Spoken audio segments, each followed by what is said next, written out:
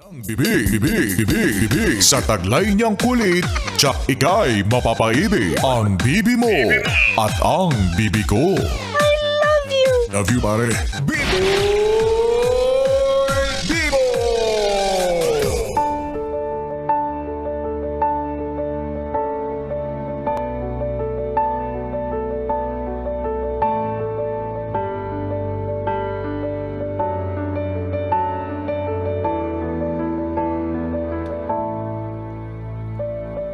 Gandang gabi! Ako'y nagbabalik, DJ B-Boy Bibo, para sa ating tuloy-tuloy na BB Time tungkol sa liham na ipinadala ni Jerry para kay Angeli. Itong mag-partner na ito, itong mag-asawa na ito na ang ganda-ganda pa man din ang pangalan ninyo. Oo. Bagay na bagay kasi magkatunog, parehas na nagtatapos sa I. Yun pala as in inis. Imbierna.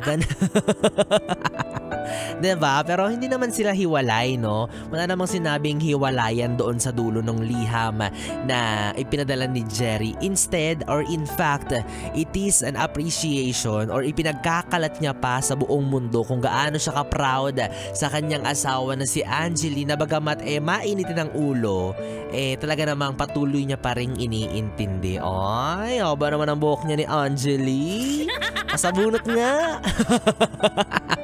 Charot, diba? Si Kuya Jerry na laging iniintindi itong si Angeli. Oo, napagtsatsagaan niya pa, inuunawa niya pa rin. Sa isip niya siguro na wala At ay magagawa, eto na yung inasawa ko, ito yung nabuntis ko Charot. Diba? Wala nang takasan to, panindigan na natin to. Siguro ganun yung iniisip ni Kuya Jerry, no? Yun pala kasi scam. Oo, kasi akala mo mabait, mahinahon, kalmado, pero it's a prank. Alam nyo, feeling ko mga yes friend, hindi nag-iisa si Kuya Jerry sa ganitong klase ng setup or sitwasyon pagdating sa isang relasyon, no? Alam ko, feeling ko, talent din talaga ng mga kalalakihan yung laging umintindi kapag yung jowa nila may toyo. No, pansin nyo ba na marami pa rin mga lalaki ang nagtsatsaga, nagtitiis at patuloy na nanunuyo ng mga babaeng may tuyo. Ano ba naman yan?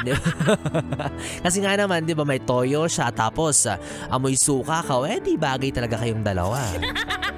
Kasi aminin natin, no, hindi talaga lahat ng tao, hindi talaga lahat ng lalaki natotolerate yung ganyang behavior. Kaya ingat-ingat kayo, dahan-dahan sa mga pagmamaktol ninyo. I mean, di ba, ikaw kung may partner ka na tapos nakita mo yung ganyang ugali niya, akala mo ang bait-bait niya nung umpisa, tapos lumabas yung totoong kulay niya.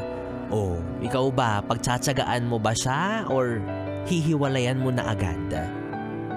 Kung katulad ka ni Kuya Jerry, nalagay sa isang sitwasyon na may asawa or partner na palamaktol, anong gagawin mo?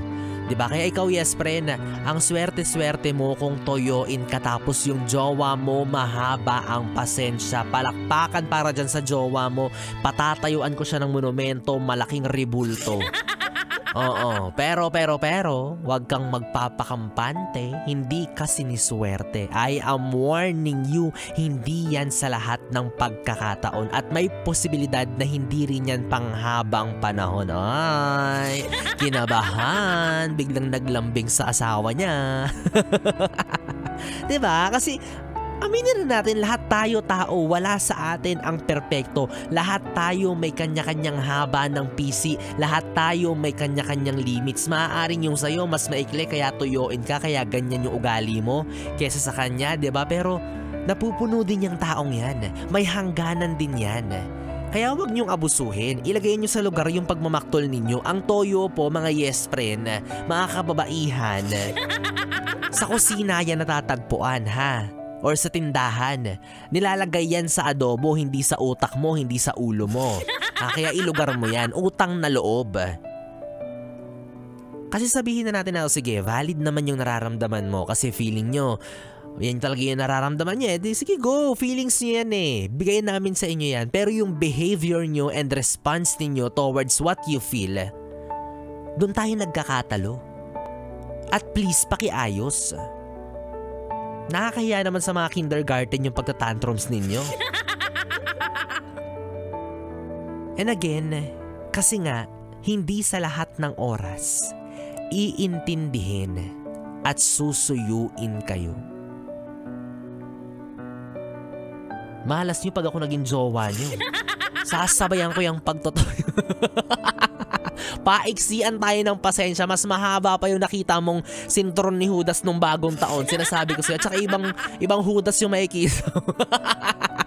Hindi sintron ni Judas makikita mo, si Judas mismo. Kapag nagganyan-ganyan ka kay Biboy Bibo. Sinasabi ko sa'yo.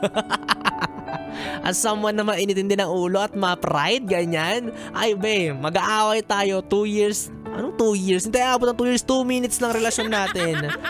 Oh, 'di ba? Kaya ikaw, warning to ha sa'yo. Kung ikaw feeling mo natitake for granted mo na yung partner mo, na lagi kang iniintindi, lagi kang sinusuyo, warning to sa'yo na may hangganan yan. Na merong katapusan yung pangunawa ng taong yan. Kung inaakala mo na siya na ang pinakamabait na tao na maaabuso mo, nagkakamali ka. Kasi parati kayong tinotoyo eh. Tapos favorite line nyo pa yung salitang, maghiwalay na tayo, iwan nyo na ako. Iwan nyo na ako. Tapos kapag pumayag, maghahabol-habol kayo, o edi nga. Diba? Kayo yung mukhang tanga.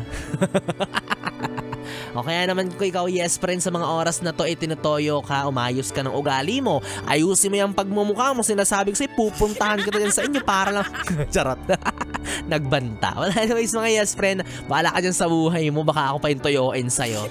3 oras na BB time na naman ang ating pinagsamahan. Nakapiling mo ang BB mo sa radyo, DJ Biboy Bibo, ang DJ na single, ready to mingle, basta walang label. Magkasama at magkarinigan tayong muli bukas, araw ng Sabado. Oy, ang bilis naman, kaka New Year lang, Sabado na naman. Makakasama niyo po ako, DJ Biboy Bibo, mula 2 PM to 6 PM para sa ating programang Stick to One, mga kantang OPM. Hatid po sa inyo yan ng 101.1 Yes FM. Solid! Good night, baby! Mwah, mwah!